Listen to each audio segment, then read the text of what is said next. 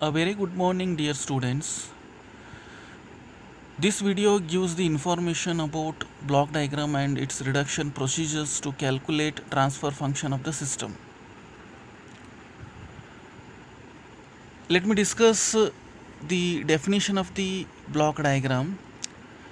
It is the pictorial representation of the cause and response relationship between input and output of a physical system. If you consider any physical system, obviously it has some output response, or it is also called as the effect of the system. And what are the causes of that effect? So both causes and the effect of the system can be represented pictorially. So that itself is called as a block diagram representation of the system. So obviously a system, it has some specific gain. It is represented as G of S, and it has the controlled output, it is represented as C of S, and it has the reference input represented as R of S, which is shown in the figure B. It is a block diagram representation with gain of a system. Then the output of such system, it is written as, it is the product of system gain and the reference input signal. So since the output of the system, it is written as C of S is equals to G of S into R of S.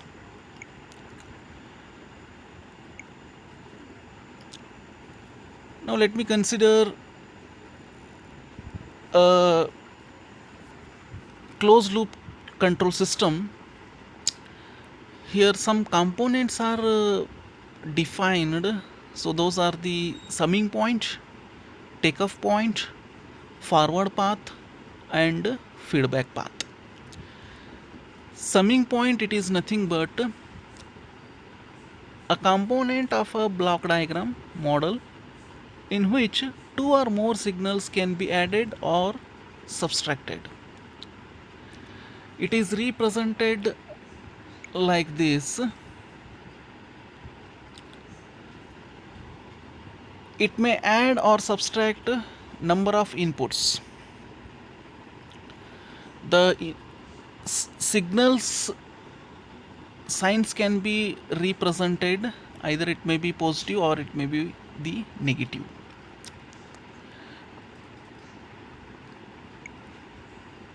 And we can also define the takeoff point. Takeoff point is also a component of the block diagram model in which signal can be taken directly and supplied to one or more points. So that can be represented here. This is a take-up point. So that means that if the signal can be taken out directly and which can be supplied to the one or more points, so here the signal can be taken out and which is fed back to the input response, that is R of S. So this is called as takeoff point. Now let me discuss so one more component of the system, that is forward path. Forward path, it is nothing but the direction of the signal flow from input towards the output. It is nothing but the signal flow from input to the output. So that is called as the forward path. And let me discuss the feedback path. So this is the reverse of the forward path. So the direction of the signal from output towards input, it represents the feedback path. That means signal direction from output to the input, it is nothing but the feedback path. Now even we can also define the error signal. So obviously the error we can represent in terms in case of the closed loop control system. The error signal is the difference between the reference input and the feedback signal, that is R of S minus B of S, which is represented here.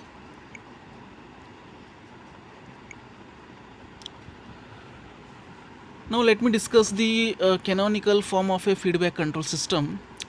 Canonical form of feedback control system, it is nothing but it is a standard form of a feedback control system, so that we can represent for any closed loop control system. So we considered a canonical form, so that can be represented like this.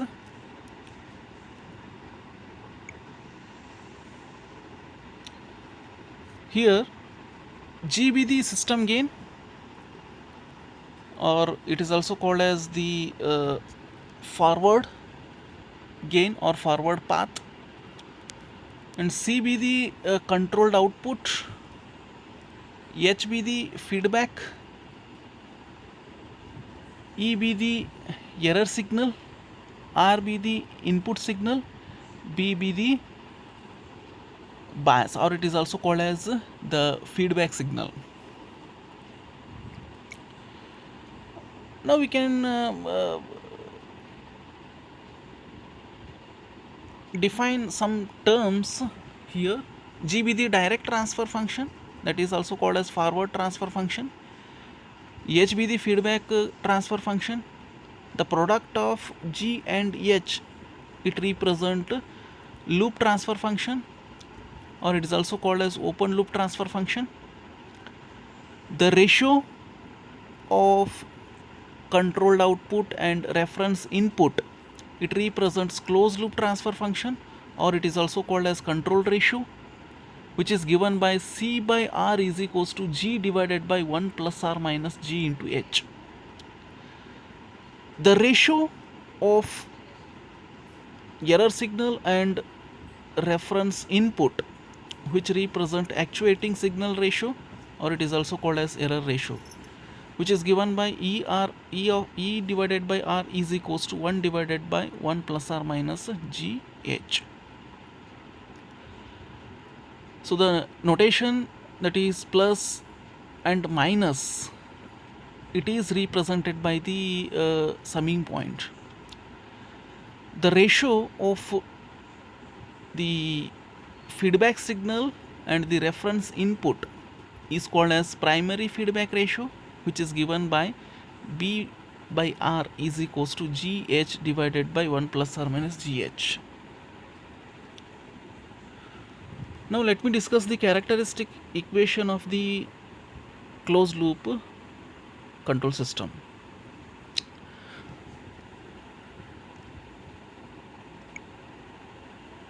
Let us write the transfer function of the closed loop control system, that is C of S divided by R of S is equals to G of S divided by 1 plus R minus G of S into H of S. This is the standard form of the transfer function of the closed loop control system. So the denominator of closed loop transfer function determines the characteristics equation. It determines the characteristics equation. So this should be is equals to 0.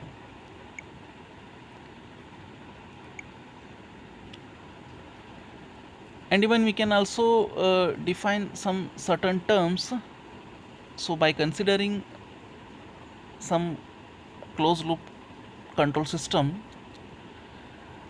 that is a system which consists of a system gain as k divided by 1 plus k into S plus 1, and its feedback signal is 0.1. Its open loop transfer function, it is written as B of S divided by E of S, that is equals to G of S into H of S. Here G of S is considered as its gain, that is k divided by 1 plus k into S plus 1. This one is considered as its system gain, that is G of S. And the feedback, that is 0.1, it is considered as H of S. So here we can write its control ratio as C of S divided by R of S, that is equals to G of S divided by 1 plus G of S into H of S. Because here the feedback is negative, so here we consider as a what, positive sign. Then feedback ratio is written as B of S divided by R of S, that is equals to G of S into H of S divided by 1 plus G of S into H of S. Error ratio, it is written as E of S divided by R of S, that is equals to 1 plus 1 divided by 1 plus G of S into H of S. And closed loop transfer function, it is written as C of S divided by R of S, that is equals to G of S divided by 1 plus G of S into H of S. This is nothing but the transfer function of the given control system, and the characteristic equation is 1 plus G of S into H of S, that is equals to 0.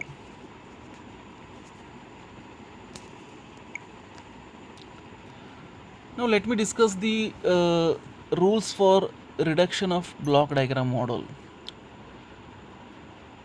So there are various techniques are considered to reduce the block diagram, and that will bring into simple canonical form, or even we can also calculate the transfer function of that canonical form of control system.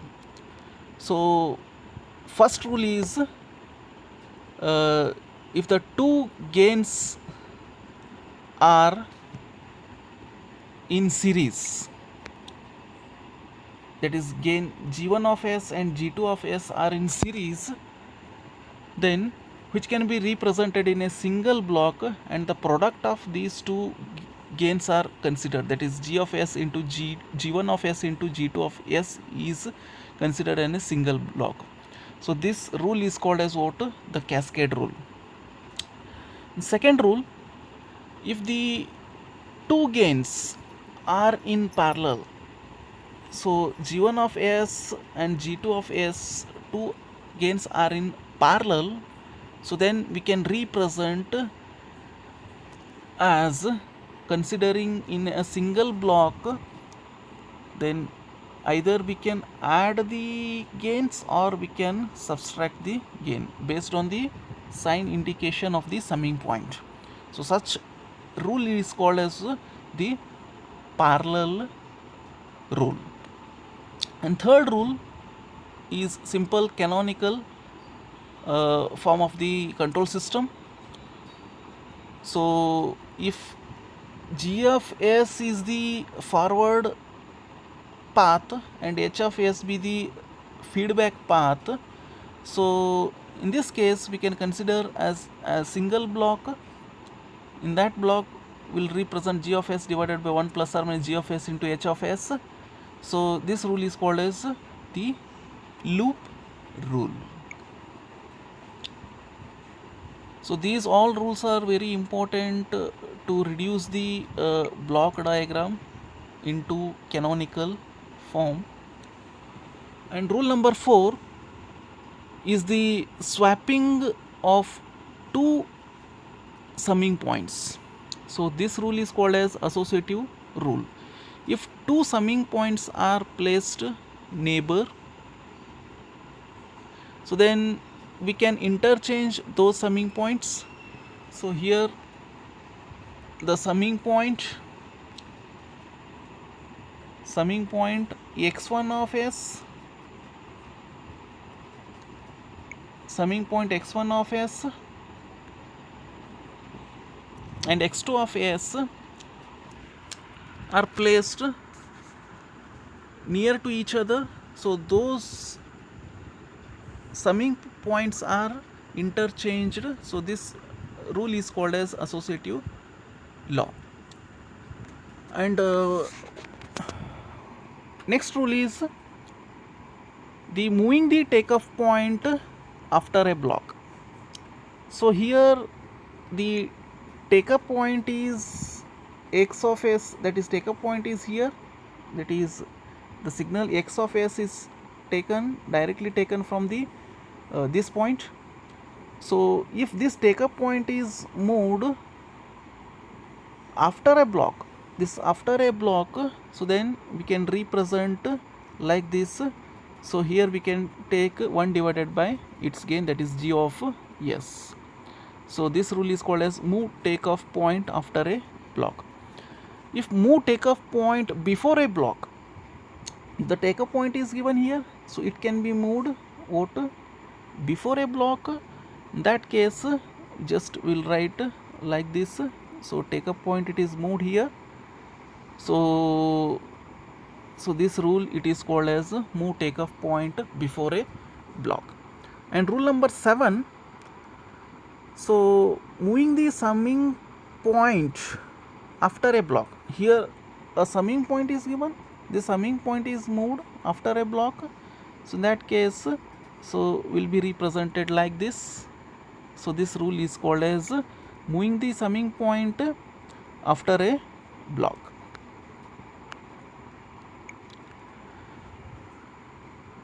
Let me study some more rules, that is rule number 8. So moving the summing point before a block, the summing point is here,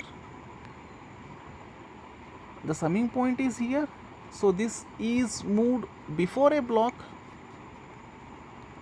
before a block. So in that case we can represent like this, so that this rule is called as move summing point before a block. Now rule number 9, move takeoff point after a summing point. So here takeoff point can be moved after a summing point. So that means takeoff point is here, so it can be moved after a summing point. In that case, how it can be represented? So like this, that is, so x1 of s is signal taken out from the takeoff point, and x2 of s be the signal fed to the summing point. So in that case we can represent like this. This rule is called as move takeoff point after a summing point. One more rule, rule number 10, move takeoff point before a summing point. So takeoff point is here, so it is moved before a summing point. So x1 of a signal, it is drawn by the takeoff point, this is, and it can be moved that before a summing point, that is x2 of signal, it is fed to the what summing point. So in that case we'll write like this. So this rule is called as move takeoff point before a summing point.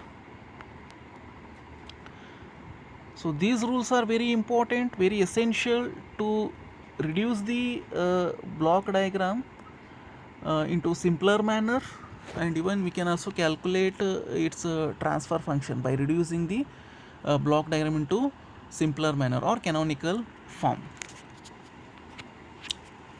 Now, what are the procedures to be followed to reduce the block diagram model? That is the procedure for reduction of block diagram model. So what steps are to be followed? Step number 1, reduce the cascade blocks. So if there is any block diagram representation is given for a system, so first we have to consider all the cascade blocks, and those cascade blocks are reduced first. This is the first step. Then step number 2, reduce the parallel blocks. Consider the number of parallel blocks. Just identify the number of parallel blocks and reduce those parallel blocks. This is step number 2. And step number 3, reduce the internal feedback loops or the minor feedback loops. So this is what step number 3. Step number 4, shift takeoff point towards right and summing point towards left. Next point is what? Shift takeoff point towards right and summing point towards left. Step number 5 is repeat step 1 to 4 until the simple form is obtained. Obviously, our objective is to bring the given block diagram representation into simpler form. So these step number 1 to step number 4 will be followed until the given block diagram it comes into what a simpler form. Now at last, step number 6, so find the transfer function of the whole system. So whatever the block diagram is reduced into simpler form, now for that simpler form we can write the transfer function. So this is the step number 6. So these all steps are followed in order to reduce the block diagram into simpler form. Now, what are the procedure for finding output of a block diagram model with multiple inputs? So obviously, if there are number of inputs are present, so in that case, so how we can find the output of that particular block diagram? So what are the steps are followed for that particular block diagram? So step number 1, consider one input taking rest of the inputs 0. So in this case we have to consider only one input at a time. So if for example, if there are three inputs are there, so a that is x, y and z, in that case each and every input is taken as a vote individually. So remaining inputs are considered as a vote 0. Then step number 2, follow step 1 for each input of given block diagram model and find their corresponding output. So obviously, if individual input is considered, so then for that individual input, so we have to find their corresponding output. If for example, what I said, if there are three inputs, that is x, y and z, x input is considered individually and y input and z inputs are considered as 0. In that case, for x input, what might be the output response, that is to be find. Now step number 3, find the resultant output by adding all individual outputs. See, whatever be the output we are getting by considering the individual input, so then we'll add all the output responses, so then we'll get the resultant output. So this is the step number 3. So these 3 steps are to be followed for finding the output of the block diagram model if there are multiple inputs are there. So this is something about the block diagram reduction procedures in order to write the transfer function of the control system. So we'll meet in next video. Till then, be safe, stay at home. Thank you.